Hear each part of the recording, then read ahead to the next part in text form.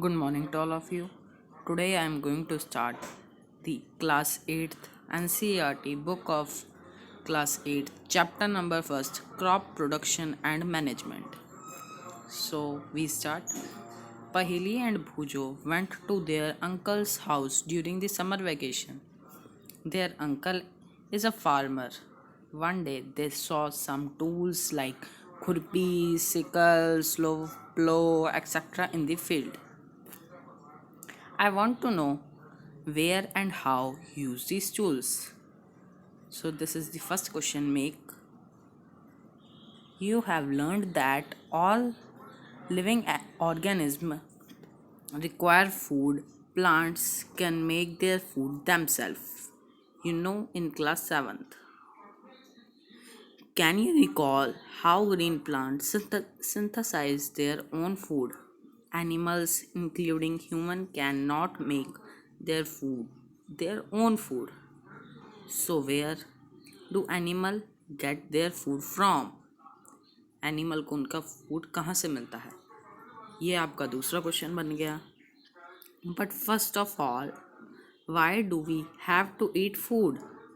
This is the third question for you. You already know that the energy from the food is utilized by organisms for carrying out their various body functions such as digestion, respiration, and excretion. We get our food from plants or animals or both. Since we all need food, how can we provide food to large number of people in the country? Food has to be produced on a large scale. This is the answer of this question. In order to provide food for a large population, regular production, proper management, and distribution of food is necessary.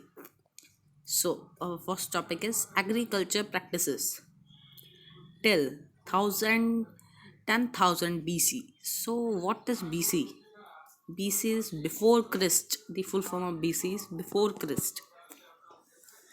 People were nomadic. जो लोग थे वो जंगली थे, जंगल पर निर्भर थे. They were wandering in groups from the place to place in search of food and shelters. वे सब फूड और शेल्टर के लिए जगह जगह घूमते रहते थे. They ate raw fruits and vegetables and start hunting for animals for food. Later they could cultivate land and produce rice, wheat, and other food crops. Thus, we born agriculture. This is the story of agriculture, how agriculture is born. When plants of a same kind are grown and cultivated at one place on a large scale is called crop.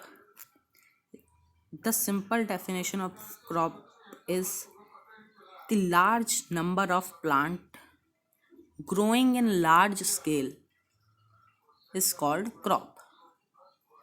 The same kind of plant growing on a large scale is called crop. For example, crop of wheat mean that all the plants grown in a field are that of wheat. You already know that crop are of different type like cereals, vegetables and fruits. These can be classified on basis of season in which they grown. India is a west country. The climatic condition like temperature, humidity and rainfall vary from one region to another. Accordingly, there is a rich variety of crop growing different parts of country. Despite the diversity, two broad cropping pattern can be identified. These are there are two type of crop. First is kharif crop, second is rabi crop. The definition of kharif crop is the crop which are sown in rainy season are called kharif crop. जो rainy season में उगती है वो खरीफ crop. The rainy season in India generally from June to September. You make a question that What is the rainy season? When the rainy season come in the India? And what right two type of crop? Okay, examples of kharif crop are paddy, maize, soyabean, groundnut, cotton, etc. are kharif crop. These all are kharif crop. Rabi crop, the crop grown in the winter season. जो crop winter season में उगती है उसे रबी crop कहते हैं. Their time period is generally from October to March. Examples of rabi crop are wheat, gram, pea, mustard, and linseed. Beside this, pulses and vegetables are growing in summer at many places. अब जो summer में उगती हैं उसे क्या कहते हैं? उसे जायद क्रॉप कहते हैं. The crop which grown in the summer season is called जायद crop. You also note this. Basis practices of crop production. Why can paddy not be grown in the winter season? अब इसका ये आपका question, क्योंकि उसके लिए temperature चाहिए होता है पैडी के लिए, जो सिर्फ रेनी सीजन में ही मिलता है. और पैडी जो होता है उसको लॉट ऑफ वाटर चाहिए होता है, जो कि रेनी सीजन में ही हमको मिल सकता है. Cultivation of crop involves several activities undertaken by farmers over a period of time. You may find that these activities are similar to those carried out by the gardener or even by you when you grow ornamental plant in your house. These activities or tasks are referred to as agriculture practices. देखो, these activities जो gardener अपने garden को अच्छा बनाने के लिए करता है, वो एक्टिविटीज़ को रेफर किया जाता है एग्रीकल्चर प्रैक्टिसेस. ओके, आपको इसकी डेफिनेशन, दीज एक्टिविटीज़ और टास्क जो गार्डनर अपने गार्डन को अच्छा बनाने के लिए करता है उसे एग्रीकल्चर प्रैक्टिसेस कहा जाता है. ठीक है, एग्रीकल्चर प्रैक्टिसेस पे क्या क्या होता है? Preparation of soil, first point is this. Second is sowing. Sowing मतलब बीज बोना, उसे सोइंग कहते हैं. Adding manure and fertiliser. Manure मतलब जो घर की बनी हुई खाद होती है उसे डालना, और फर्टिलाइजर मतलब केमिकल की खाद को डालना. इरिगेशन मतलब द सप्लाई ऑफ वाटर.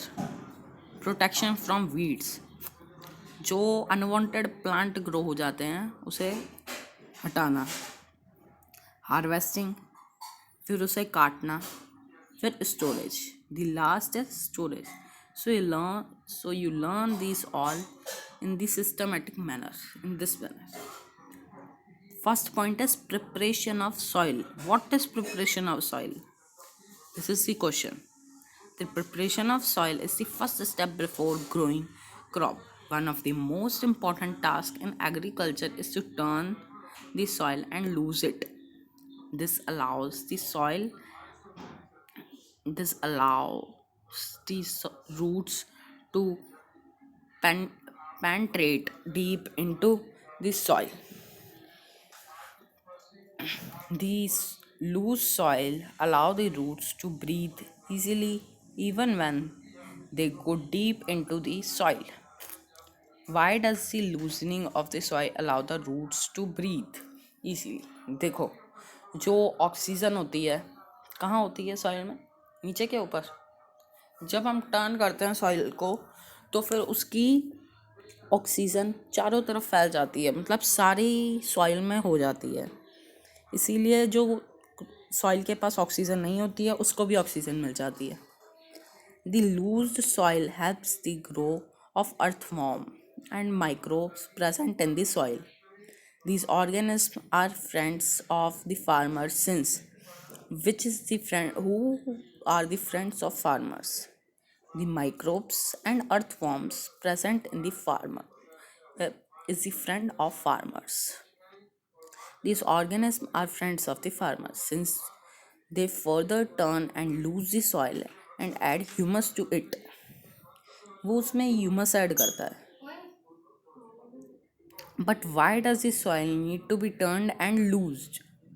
पर सॉइल को टर्न और लूज क्यों किया जाता है?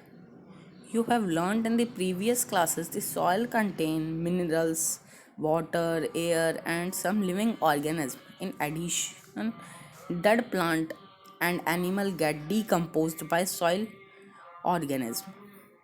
In this way, various nutrition held in the dead organism and released back into the soil. These nutrition are again absorbed by plants since only a few centimeters of top layer of soil support plant to grow. Turning and loosening the soil bring the nutrition rich soil to the top so that plant can use these nutrition. Thus turning and loosening of the soil is very important for cultivation of crop. The process of loosening and turning of soil is called tilling and plowing. So, what is tilling and plowing? The process of loosening and turning the soil is called tilling and plowing. This is done by using plow. Plows are made of wood and iron. In the soil, very dry, it may need watering before plowing. The plowed field may have necessary to break these rumps with a plank. The field is leveled for sowing as well as for irrigation purpose.